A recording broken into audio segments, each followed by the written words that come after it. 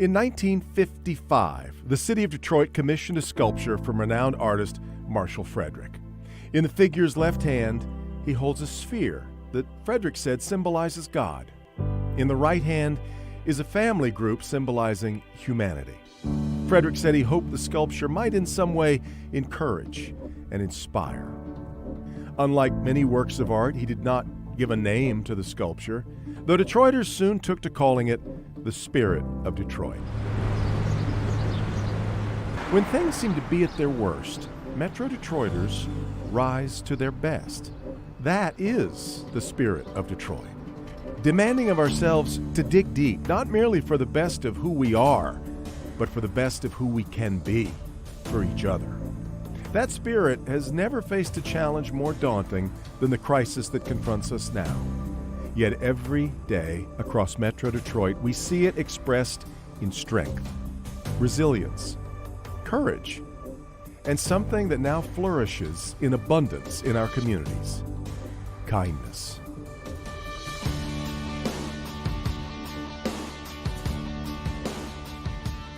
Good evening, and thank you for joining us. The spirit of Detroit is alive in every corner of our community right now. And tonight we showcase your acts of bravery, generosity, and kindness as we continue to face the coronavirus crisis. Some have faced heartbreaking loss, others incredible financial hardship. But as a community, we are standing strong together to lift each other up. Let's begin with our Steve Garagiola. Over the course of now several months, we've seen food, masks, hand wipes, paper products, all in short supply. But the good news is that one resource continues to flow in abundance across Metro Detroit: kindness. Generous people looking out for each other without being told or even asked. That includes a woman named Patty Guck. During a normal school year, Patty and her team would prepare healthy meals for children in the Birmingham School District. But now with schools closed, they're preparing healthy meals for everybody. On an average day, we have 17 team members here. They're part of the Chartwell's Dream Team, we're calling us ourselves. And we're here every day cutting up fresh fruits and vegetables, making salads, sandwiches. Patty Guck is the food service director for Birmingham Schools. She and her team are making up to 1,000 meals a day. This is my team member, Kathy. She's amazing. She is assembling lunches. So these are some sandwiches, and each lunch gets a fresh fruit and vegetable. Though Patty and her volunteers are with Birmingham Schools, this food program is available to families from any community. We're serving any kids 18 and under or 26 and under with special education needs. So the parents just pull up and they simply tell us how many kids they have, and then we put the food on a table. Patty's view is that we're all in the same community now. Everybody's financial situation is changing by day. Parents are being laid off or furloughed, and so there's no judgment here, and anybody can come. And maybe you noticed Patty's Mickey Mouse ears. So today we're Disney. But every day is a theme day with a touch of magic. The Patty's part is Patty's pixie dust. So I sprinkle positive pixie dust everywhere I go. And who couldn't use a little positive pixie dust these days? So why do they get up every morning and do this? We just love feeding the kids and teaching them about nutrition and making healthy choices is just so important to us. That's near and dear to our hearts. Patty, you just keep spreading that magic. The magic will continue for weeks to come. The program will keep providing meals through June 30th. Tonight, you're going to hear from survivors, the men and women who have beat COVID-19. They are sharing their stories to save others from the virus. This first young woman is from Macomb Township. She is willingly putting herself on the front lines to help find a cure. Our Paula Tutman has her story. It was weird pains in my chest. I heard crackling when I would breathe. And that was the start of the COVID nightmare for this Macomb Township family.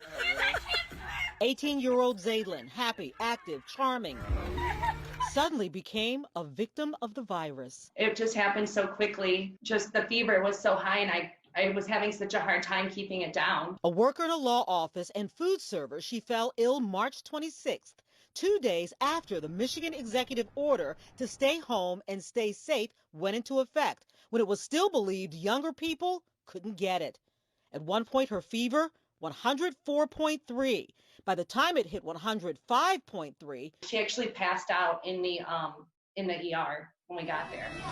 She almost died. The nurses came in and they put a defibrillator on the bed with me and told me they were moving me to the ICU. They didn't know if I was going to make it in the transfer. You just don't want to think of her not coming home. Now, 2 months later, Zadie is on the mend. I still cry about it. We almost lost, our daughter, one of our kids. We're glad she's home. I'm just glad she pulled through it, and I guess we're just grateful. But she's not done fighting COVID-19. Anything that I can do to help other families not have to go through what my family did is just what I hope happens. Because of her severe infection, her blood and plasma hold valuable secrets of the disease. And so she's become a willing foot soldier to find a cure. She is essentially donating her most precious commodities to science, her blood and her plasma, to aid in the search for a cure. Just knowing that I could help so many people if they do find the antibodies and it does work is just mind-boggling. For her to come out of something so terrifying and for her to say, well, what can I do to help other people? It's just a perfect example of the kind of person she is. I don't want anyone to have to feel the way that I felt being in the hospital all alone.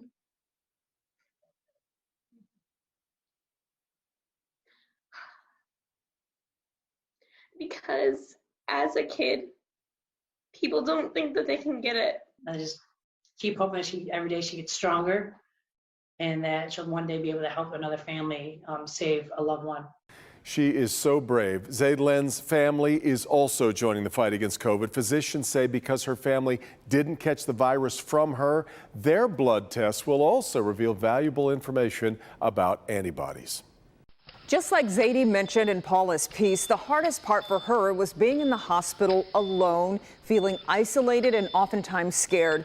But one high school student is ensuring COVID-19 patients feel loved. Sandra Ali shows us something as simple as a card is making a huge difference during a difficult time. He wanted to come up with a creative way to help seniors in nursing homes and COVID patients feel more loved, and he's doing it through art. When his high school closed its doors back in March, junior Isaiah Rubin had a lot of time on his hands. I wasn't really doing much. I was just at home, playing Xbox, working out here and there. He talked to his family about doing something for the community that didn't involve asking for money. So my mom was really who got it started. She was like, you got to do something. Isaiah's aunt, Allie Otis, is a nurse at Beaumont Hospital Royal Oak. She told Isaiah how her coronavirus patients were feeling isolated and lonely. That's when the 17-year-old came up with the idea for caring cards for COVID. He started collecting handmade greeting cards and get well cards from his friends at Groves High School. Isaiah made flyers to help get the word out about his card campaign.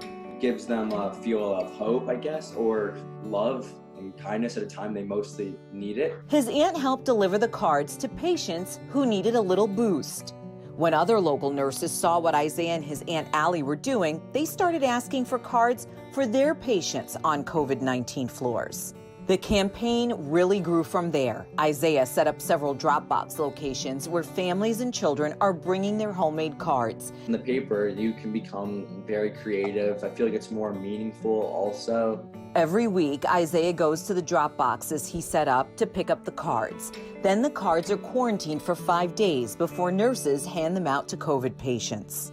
So far, Isaiah has collected more than 700 cards and letters. It really does bring an impact on these people who are suffering or having a pretty rough time right now, because it brings them that sense of they're not alone. And if you'd like more information on how to join Isaiah's campaign, plus all of the different drop-off locations across Metro Detroit, we've posted all the information you need to know on our website, clickondetroit.com. That's right. You can still make cards for patients or seniors. Sounds like a wonderful project to get the entire family involved.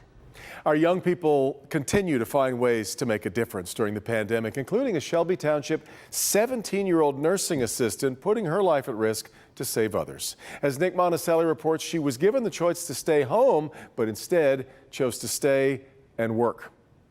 It is absolutely crazy. Inside Troy Beaumont Hospital, 17-year-old Isabella Johnson is hit with COVID-19's harsh reality every day. She works in a small intermediate intensive care unit. Every single patient we have right now in our unit, they're all on ventilators. Johnson is a nursing assistant in the hospital thanks to a co-op program through her school, Henry Ford II, and Utica Community Schools. When the pandemic began, she was given the option to stay home and stay safe. Instead, she asked her boss if she could keep working. She was like, "You're crazy, but if you want to keep working, we need you." I use the analogy of sending your kid off to war. Her parents, Clayton and Paula, say they can't brag enough about Isabella's decision, although my first thought was, Isabella, please don't go back. I was really nervous for her, nervous for us, but it's going to be her career. For Isabella, going into a place where you are at higher risk wasn't even a second thought. Everyone's talking about, like, do your part, stay at home. Like, I had the option to actually help people that are sick. And her message, especially to teenagers her age? This is real. Like, you need to step up and stay home. Like, this is a serious thing that's happening. Now, Isabella's co-op program actually ends this summer, but she's already been accepted to Oakland's nursing program and eventually wants to become a cardiologist. And by the way, even with her difficult AP classes, Isabella has a 4.03 GPA. Speaking of classes, we are celebrating the class of 2020 with ceremonies on hold. We've got a special salute to the graduates coming up. Also, 3 friends put their heads together for an idea to help keep food pantries stocked across our community, and this was no harebrained idea. We were nervous that we wouldn't even reach the $5,000 mark. A backyard challenge among friends grew into something much bigger than they could have ever imagined. This community gave me so much as a kid, so I just always wanted to get back to it. A Detroiter who beat a near-fatal heart condition is showing just how big his heart is for his hometown. The Spirit of Detroit will be right back.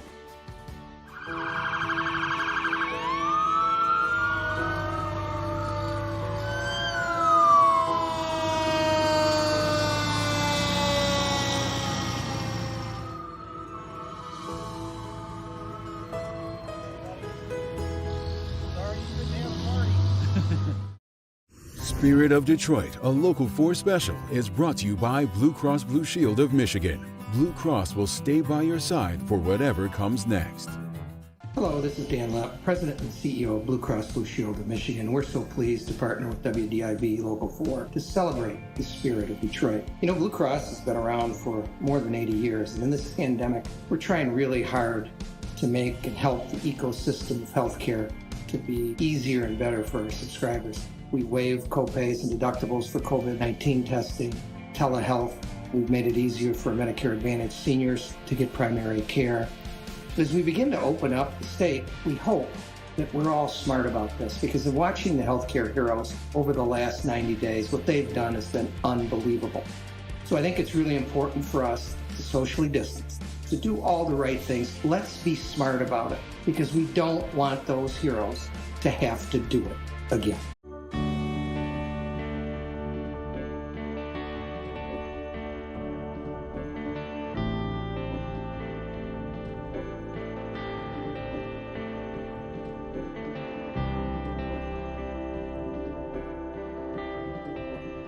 Welcome back. He nearly lost his life to a heart condition, and now this Detroiter dedicates his life to helping his community.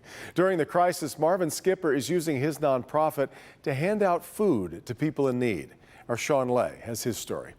This is yet another example that if the Spirit of Detroit was a person, in this case his name would be Marvin Skipper. I want you to listen to his words, but also closely watch his actions.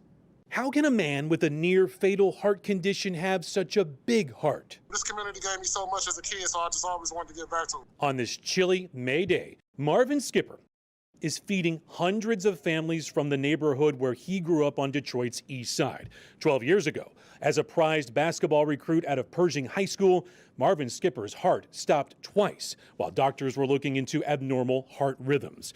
Doctors saved his life, but his playing days were over. Yet his love for his community grew only stronger. You know, basketball was always my first love. My community was second. So when basketball was taken away from me, it just moved right to the first spot. So I have nothing but time to do something that I love. Skipper shows that love in the form of his nonprofit called Youth Are Bigger Than Life. Skipper is also a district manager for service and parts for FCA. It's helped him form a new team to help families that look exactly like his family growing up. Just growing up in the neighborhood I grew up in is pretty rough. So I see a lot of single parents, a lot of people struggling, a lot of people losing their jobs around this time. So the nonprofit is just trying to help. And the biggest need Skipper sees right now for families is food. I'm blessed enough to still be working right now, so I know a lot of people that's not. Also, I know you've probably been to the grocery store, but the lines are ridiculous.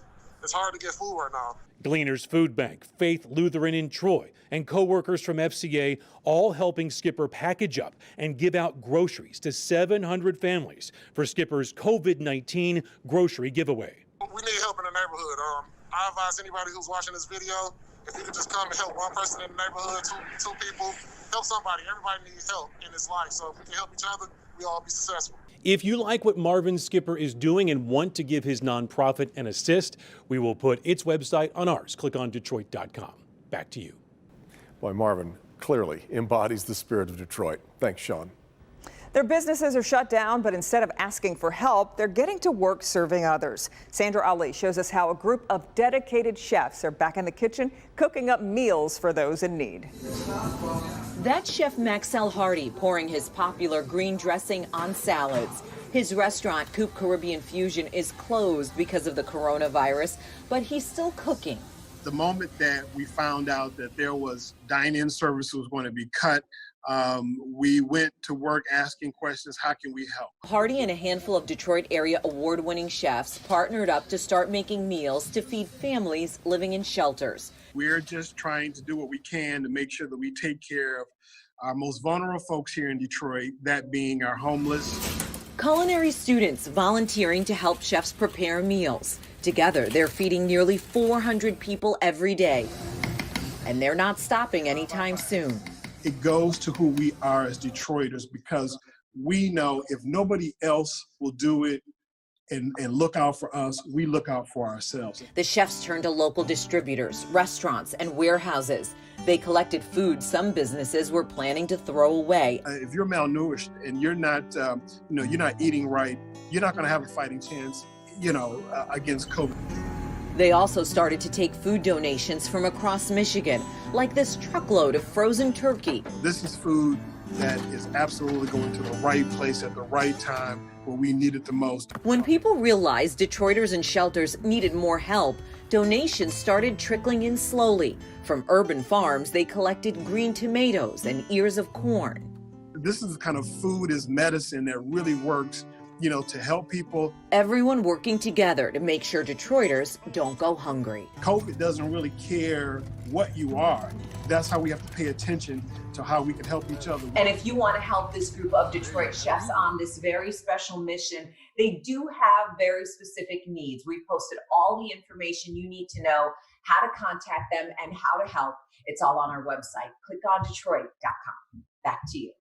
These chefs are still cooking strong and have served thousands of meals since this pandemic started. A Farmington Hills woman is inviting others to take from her porch. She is making masks, asking neighbors to take what they need and leave the rest for others. Priya Mann has her act of kindness. Between taking care of her kids and a full-time job as a social worker, this mom says she'll keep making masks as long as she has fabric, and demand is growing as the word spreads. Some of them walk up a little gingerly, like, am I at the right house? This is a little awkward. Neighbors and strangers have been stopping by Barrett Haar's porch for weeks, picking up free masks. Yesterday, we got an Amazon delivery, and the delivery person picked up a couple on their way, so it was great. The masks are piled on a hammock on her front porch and available to anyone. I send an email out and say, masks are out from 8 a.m. to 8 p.m. Please come take what you need.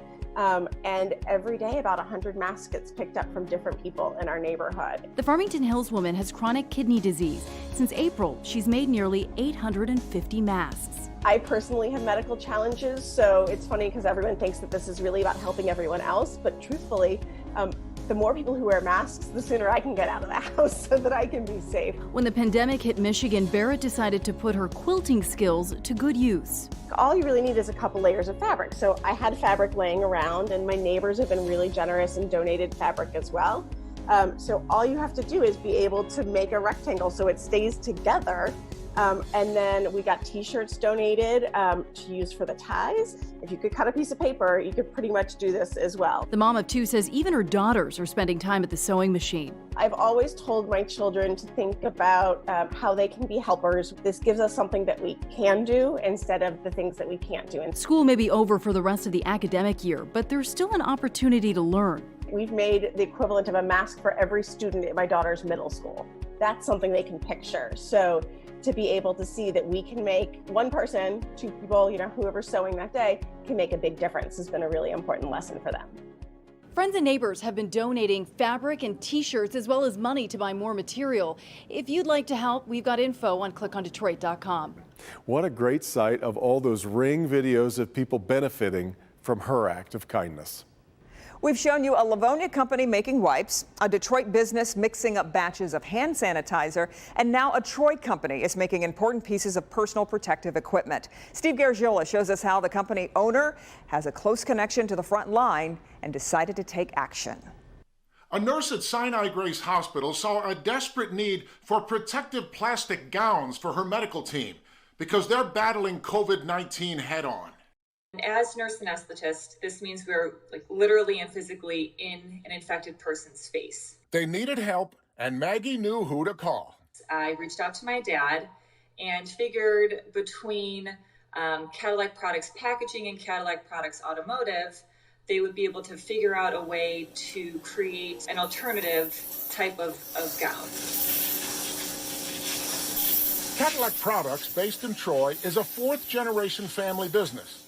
Maggie's dad pulled in his nephew, Maggie's cousin. Her dad runs the other side of our business, which is a packaging company that makes films for different industries. And then they contacted us at the automotive side, and because we're converters, we know how to make plastic into things. But they make car parts, not medical equipment, which meant reinventing the wheel quickly. We designed some tooling for our machines that is kind of repurposed. It's not exactly the design how it should be used, but we've kind of put some things together to make it work.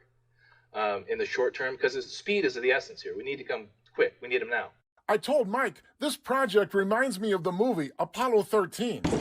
People upstairs handed us this one, and we got to come through.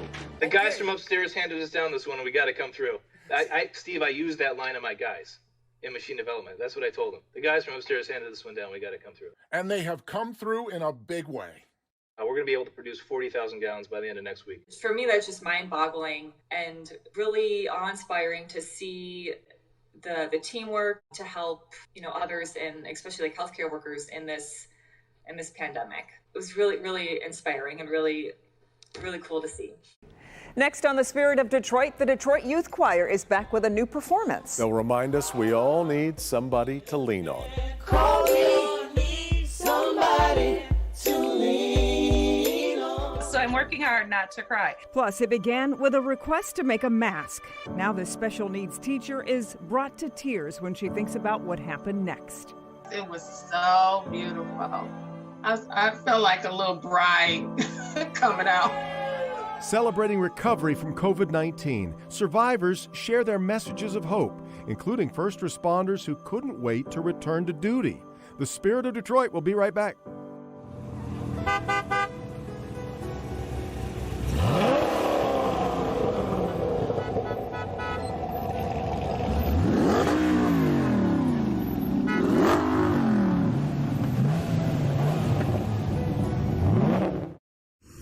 Spirit of Detroit, a Local 4 special, is brought to you by Hall Financial. Lower payments, better options, more personal attention. Hi, I'm David Hall. And on behalf of everyone at Hall Financial, we want to thank you for tuning in tonight to the Spirit of Detroit special. We also want to thank Channel 4 for allowing us to be a part of the broadcast that highlights the remarkable citizens of our community. With everything that's going on right now, we've had such a sense of community coming together in the state of Michigan and all over the country. And as a Michigander myself, born and raised, I've taken a lot of pride in not only helping with the community, but also seeing us come together in this very unusual and remarkable way. This pandemic has caused us all a lot of hardship. However, I think that coming out of this on the backside will be stronger than ever. So on behalf of everyone at Hall Financial, thank you to each of you who have done your part to help our community and the great citizens of Southeast Michigan.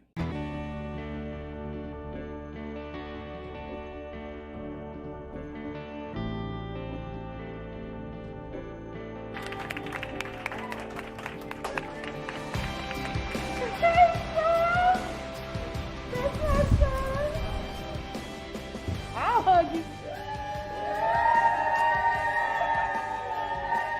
Tonight, we celebrate the survivors of this pandemic, thousands of our friends and neighbors who are recovering from coronavirus. Our Dr. Frank McGeorge has been on the front lines of this health crisis. He introduces us to one woman who will never forget the celebration at the hospital before she went home. Tanya Brown of Detroit knew she was fighting the coronavirus, but when her symptoms started worsening, she didn't want to go to the hospital because she was afraid she wouldn't come back. That made this moment all the sweeter. They had all these signs. It was so beautiful. I felt like a little bride coming out. I was crying. They were crying. 61-year-old Tanya Brown says she took all of the precautions to protect herself, but she still got sick. I started developing a fever. I usually get sick around that time when it go from winter to spring. I usually get strep throat. So I said, oh my goodness, I'm getting ready to start having strep throat. But in days, she said her symptoms spiraled. She ended up hospitalized with double pneumonia at Beaumont Grosse Pointe. Her 3 sons were worried, but couldn't be with her. Tanya says her faith helped her pull through and get her back to her family. My God has helped me through this. If it wasn't for him, I don't think I would have made it. I really don't. She is grateful to the staff at Beaumont Grosse Pointe and praised their professionalism. They kept a calm feeling. They just did their job. They didn't seem to me to be stressed or anything, so that's why it made it so much better, because they was doing their normal job. But she won't forget her special send-off. I believe they want every patient to leave like I left. That's their goal. Tanya says she's feeling stronger every day, and she says now she wants to do her part to help others through this difficult journey. Back to you. Survivors of this virus, like Tanya, share a similar message. They're grateful to the first responders who cared for them, and they want everyone to stay safe and know that you too can survive this. You can go through a lot of things, and you can still come out, surviving it. You just gotta be strong and fight it. I'm a living witness. Follow not only the doctor's orders, but your body orders, and pay attention and know it's going to be an experience that you've never had before. Everybody in the hospital said, "You're a hero, you're a hero." I said, "I'm not the hero, why are you saying that?" Then I said, "No, I'm not the hero, you guys are the hero." How much they cared and how blessed I was that I was one of them that got to roll out of there. So I felt like I wanted to applaud them as I was getting able to go home. So much gratitude for all of the first responders who are risking their own lives during this pandemic. And tonight, you'll hear from 2 Detroit paramedics, both who had COVID-19 and recovered. They're sharing with our Karen Drew what it's like surviving and working every day to help save Detroiters. First, let me say both paramedics will not call themselves heroes, but they are willing to share their stories so they can offer hope to those who may have COVID-19 and to show how hard all in the healthcare industry are working. The decontaminating of an ambulance is a timely task, but one that could be a matter of life or death. On this day, Detroit paramedic Kyle Weaver spends part of his morning disinfecting, waiting for the next call. Everybody has fear right now, for sure. There's actually been a handful of citizens when I've walked into their house that they don't even want us really in their house because they know that we're dealing with the germs and the virus at a daily basis. Actually, Weaver was diagnosed back in March with COVID-19. I had a really bad stomach ache that lasted for the duration of the 8 days. I didn't have a fever until the last 3 days of the virus. So. After you had COVID and after you recouped, you wanted to get right back to it. I had a hard time being okay with that I wasn't out there helping them. So I was very eager to get back to work. Paramedic Kyle Fowl also survived COVID-19. The father of 5 says watching his kids play outside while he was quarantined to his bedroom for 2 weeks was an emotional time for everyone in his family. I got a very loving wife and family. He too wanted to get back on the front lines so he could help other families. You have to build that trust relationship. You know, that starts as soon as you get out of the ambulance. You know, let them know that everything is going to be okay, that they did the right thing by calling 911 for their loved one.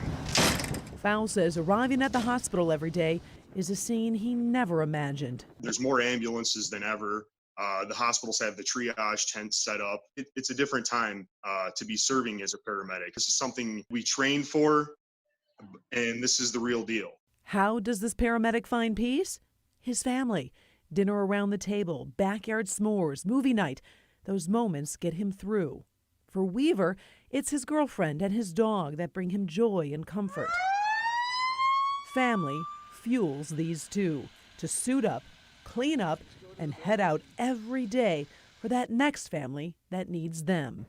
At the height of the coronavirus hitting the city, Detroit paramedics received 530 calls in a 24-hour period. That number has now dropped to an average of about 330 calls a day. When we come back, she's a special needs teacher whose act of kindness is motivating others to pitch in. You'll see how her students are her inspiration. And sisters using their talents to bring joy. How they're taking their music on the road. Steve? She was performing acts of kindness long before coronavirus. Hopefully offer some hope and some positivity into their lives so that they don't want to give up. She shares her acts of kindness in a lot of places most people don't even want to go.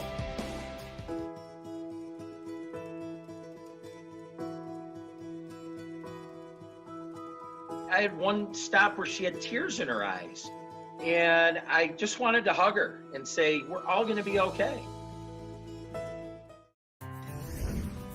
Spirit of Detroit, a Local 4 special, is brought to you by Gardner White. We here at Gardner White have been members of the Southeast Michigan community since 1912. Together, we've seen ups and downs, and we always emerge stronger because we stand together and pitch in. We applaud the many Metro Detroiters who are showing remarkable bravery to help our community, particularly our frontline workers and first responders. We also applaud the American Red Cross, our longtime partner with whom we've collected enough units of blood to save more than 38,000 lives. Thank you to all the donors who came out to our recent blood drive. You helped our community be better positioned to respond to this and future crises. And there's more we can do. We will continue using our fleet to distribute emergency food supplies and diapers to families in need. We are all doing what we can to help, and because of this, we will emerge stronger than ever. On behalf of the Gardner White team, thank you for doing your part. Stay safe and see you soon.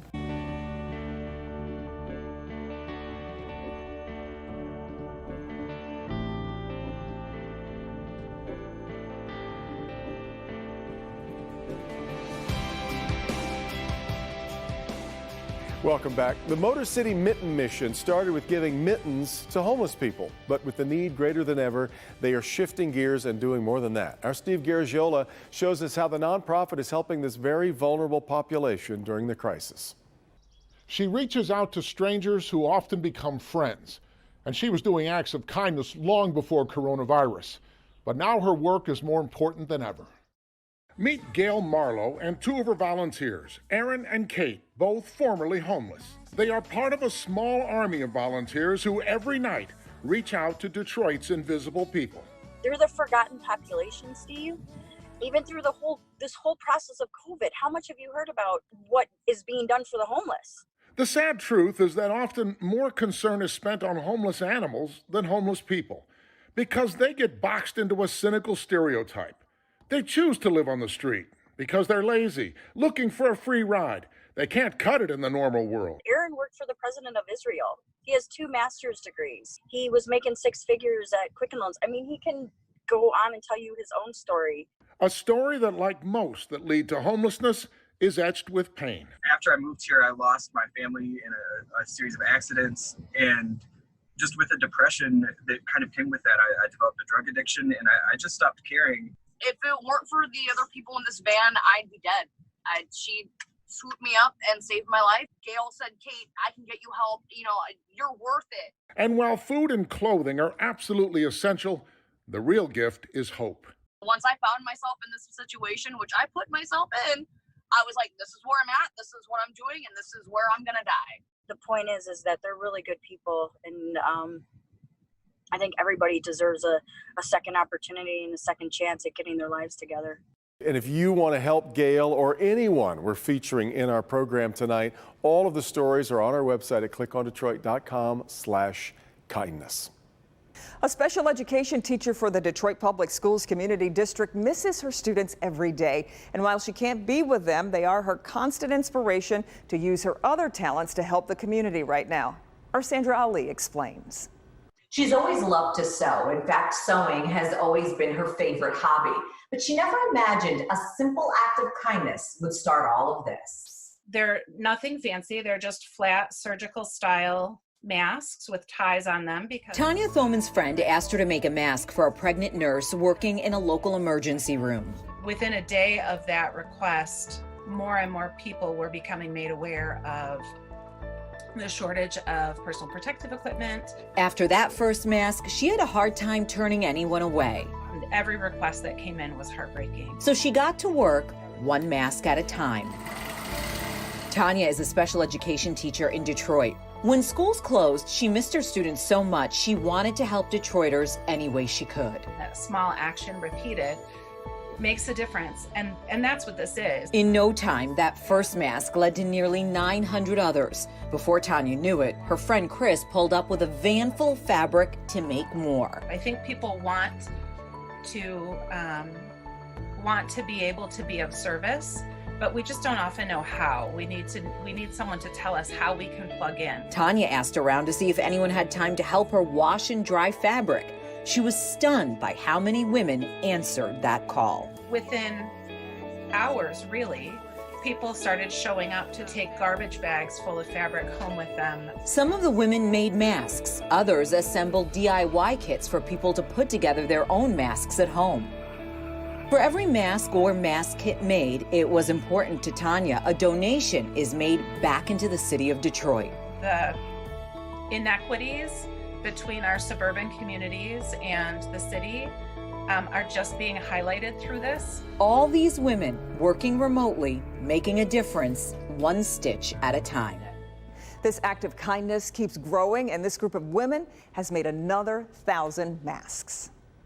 Music can bring a lot of joy during these tough times, but you can't go to concerts right now. So a local singing duo decided to bring the concert to you.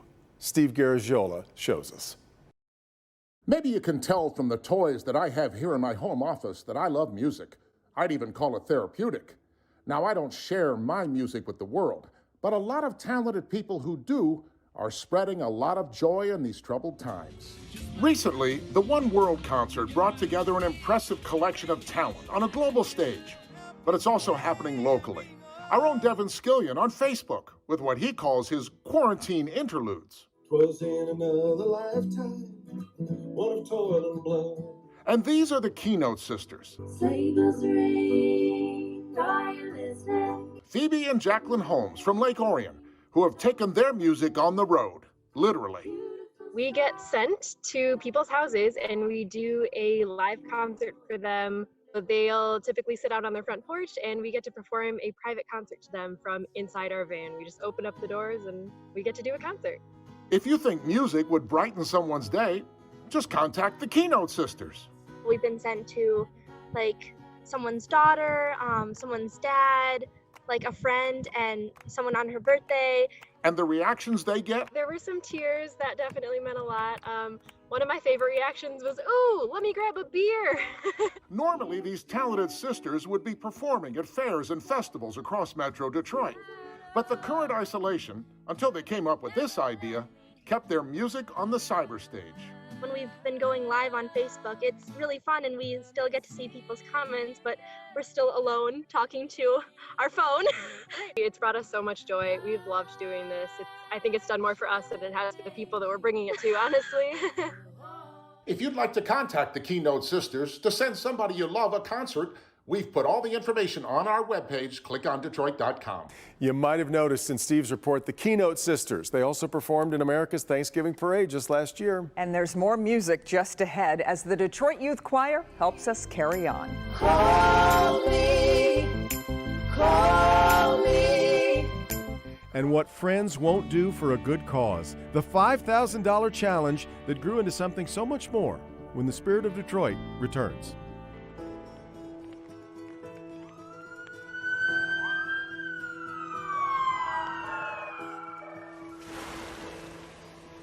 Happy birthday, dear Lily.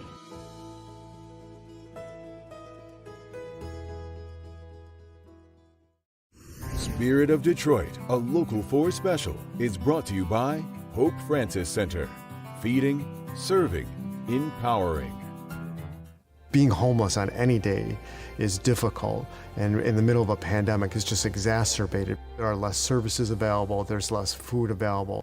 And when people are told to shelter at home, I mean, what does that mean when you don't have a home? We're part of this radical love and compassion movement that's happening. We've taken these extraordinary steps to make sure that the basic human needs are met. We put up the tents in the parking lot so that people have a warm place sheltered from the elements to eat, doing social distancing. We're serving our meals out the door rather than inside of our building. We put up a mobile shower unit, porta-johns, and hand washing stations as a way to help our guests stay clean and somewhat protected as much as possible from this virus. All of this that we're doing, we're only able to do because of your generosity.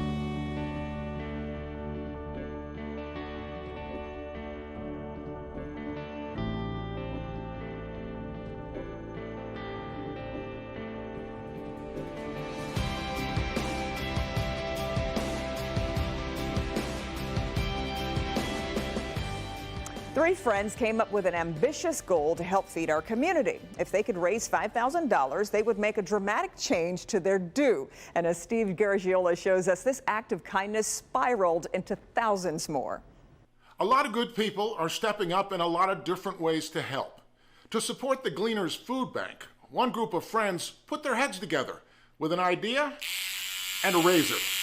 The road that led to this backyard socially distanced head shaving party started with Jeff.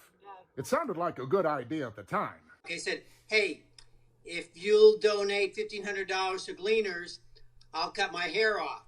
And he said, sure. And I said, oh, well, maybe I'll shave my head too. I said, hey, Jean, I heard you're doing a head shaving for Gleaners. And she said, yeah. I said, well, would you like another person? I'll do it. Okay, everybody's on board. Now, how do we turn this into money for Gleaners? Well, we set a goal of $5,000 with my match, and we thought we'd never make that. We were nervous that we wouldn't even reach the $5,000 mark. It just got a life of its own. Never, ever, ever in my wildest dreams thought that we would be at $26,000. This is a time of great need in our communities. And with this kind of support, Gleaners can reach out to even more people in need. Gleaners has opened 66 mobile pantries where they can serve about 300 families at each one. As of last week, they've already distributed over 1 million pounds of food above and beyond what they would normally do in that 3-week period. And how do these buzz cut warriors feel about their new hairstyles? Well, my ears are sticking out. It feels pretty weird. To know that you're doing something useful for someone else, even while we're staying home. It's just been absolutely fabulous. It made it all worth it. Now, the need is still great. In addition to supporting the hundreds of community partners it has, Gleaners has set up 66 new drive-up food distribution sites to help in the wake of COVID-19. It's a way to say thank you to the frontline heroes across Metro Detroit, all of them working so tirelessly and selflessly to care for others. Local 4's Food for Frontline initiative is connecting hardworking hospital workers with local restaurants ready to deliver. It is hard for outsiders to understand the stress of working in a hospital during a pandemic. Yes, I love lunch. Donated meals make the day easier for everyone. Doctors, housekeeping staff, the techs, and of course, the tireless nurses who care for COVID patients. We are so grateful to the Village Market and to all of the community that's been supporting us. From the inspirational notes, to meals, to treats, it really uplifts the staff and helps them go on in this battle against COVID-19. Thanks to your donations, we're teaming up with a variety of local restaurant partners to provide meals across Metro Detroit, from Royal Oak Beaumont to Henry Ford Hospital downtown to Ascension Macomb Oakland. all the way to U of M Ann Arbor. It's awesome that we can do this. Obviously, it helps the hospital workers and the frontline responders, but it's also really terrific for restaurants, local restaurants, because it's hard right now. We're definitely have a lot less business, so it's a really great support for both sides. The Food for Frontline effort is keeping everyone going. The folks in the restaurant kitchens preparing great food, and those working inside the hospitals happy to have a meal lovingly given by someone in the community who just wants to say thanks. The Detroit Youth Choir singing together from a distance, their wonderful voices trying to carry us through this pandemic. Here they are with Lean on Me. Sometimes in our lives, we all have pain, we all have sorrow, but if we are wise, we know that there's always tomorrow. Lean on me when you're not strong, I'll be your friend, I'll help you carry on, for it won't be long till I'm gonna need somebody to lean on. Just call on me, brother. Call. You need a hand. Call me. Need somebody to lean on. I just might have a problem. Call. That you'll understand. Call me. Need somebody to lean on. Lean on me when you're not strong. I'll be your friend. I'll help you carry on, for it won't be long till I'm gonna need somebody to lean on. So just call me, call me, call me, call me, call me, call me, call me, lean on me. They are just amazing. Fantastic every time. I call them my choir They are because I your got choir, to get I know. to know them very well. All right, thank you so much to the Detroit Youth Choir and to all of you for joining us tonight. Before we leave you, we know the class of 2020 is unable to celebrate the way they had planned. No traditional graduation ceremonies, but we wanted to salute our seniors. Take a bow, graduates, as some familiar faces leave you with these parting words. Good night.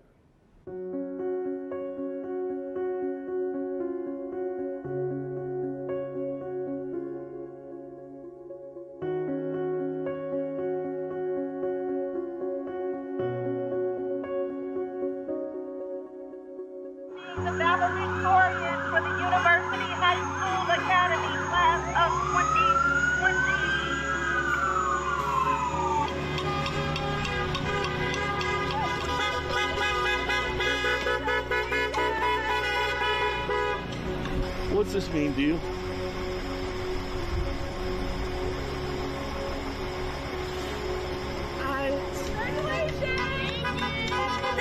Congratulations to the class of 2020. This is an incredible accomplishment during an unprecedented time, and the hard work you've put in has paid off. And we know this isn't how you anticipated your graduation to go. This milestone may look different than you expected it to, but you should be immensely proud of what you've achieved. Look for inspiration in unusual places and never forget where you came from. We look forward to seeing what the future holds for each of you as we work together to create a better world for those who follow in your footsteps. Congratulations. This has been a challenging couple of months, and we want to thank each of you who have stayed home and stayed safe during this time. You have all done your part to protect more Michigan families from the spread of COVID-19. Congratulations to the class of 2020. You're not going to have a traditional graduation ceremony, but it's going to be a year that you're always going to remember. What's going on? This is Dwelle, singer, songwriter, producer, Detroit born and bred, Cody High School graduate. I'm a Cody comment. Don't worry about the year. That's not the focus. We're talking about the class of 2020. Congratulations. We did it a little different this time. you know, but while the world is on hiatus, I really want you to take your time, you know, to really figure out what it is you want to do for your future, because you are our future. Congrats, class of 2020. You did it. You graduated. I remember just like yesterday when I graduated. You know, time for sure flies, you know, so your future is bright. Keep your heads up, keep your voices strong, and I'm rooting for you all. Congrats. Hi, it's your girl Beth Griffith Manley from NBC Season 16, The Voice. I'm a proud native Detroiter and EPS graduate of Mumford High School. And I'd like to take the time to wish all of our 2020 graduates congratulations. You have the whole world ahead of you. God bless. What's up, Detroit? It's Angela Yee from The Breakfast Club, and I gotta say congratulations to the class of 2020. Y'all did it. You guys are amazing. Well, you may not have been able to enjoy your graduation day. Don't let it diminish all the fun and great times that you had and all that you have accomplished in getting your degree. This pandemic is part of your journey. Embrace it and go on and strive to meet all the goals and dreams of your life. I don't know that I'm qualified because I never graduated. I'm Mickey Redmond, and for you graduates out there who didn't get to celebrate like you all like to do these days, don't let that dampen your spirits going forward. What you learned isn't going to go away because you couldn't celebrate it due to the situation today. So it's in your head, keep it there, do the good things, and work hard when you go on to whatever it is and follow your dream. Whatever it is, it's there for you. The greatest people in our history have all one thing in common. They faced incredible hardships and had a choice to make. They chose to persevere and always get back up. I urge you to do the same. Live your life with an earn this philosophy. Wake up every day trying to earn the great opportunities you have in life. You are not entitled to anything in this life. You simply get what you earn. Wake up and earn it. Congratulations and great luck to you in your futures. Congratulations to Metro Detroit's class of 2020. I know that this time looks a little bit different than we may have anticipated, but I hope you're all finding ways to celebrate and enjoy all of your years of hard work. I think that more than ever, the world now needs young people who are caring, ambitious, hardworking, and willing to think outside the box. I wish you the best. Please enjoy, and I know that you have very bright, fulfilling, and rewarding futures ahead of you, and the world is at your feet. Congratulations. Hey, class of 2020, it's Peter Vanderkay. Congratulations on everything you've accomplished. If we've learned anything from this coronavirus experience, it's that you can't take anything for granted. Go out there and seize those opportunities. I'll be cheering for you. Hey, 2020 graduates, it's Justin Abdicator. I just want to congratulate you guys on your accomplishments. Obviously, we're going through some tough times right now. We're going to get through this stronger. I also want to wish you guys good luck in your future endeavors and whatever you guys choose to do. Congratulations, class of 2020. You guys did it. You made it happen in the worst of times. So that is already a testament to what you guys will be in the future. You guys are the leaders and the best. So this is what you do. So make it happen. Congratulations and move forward.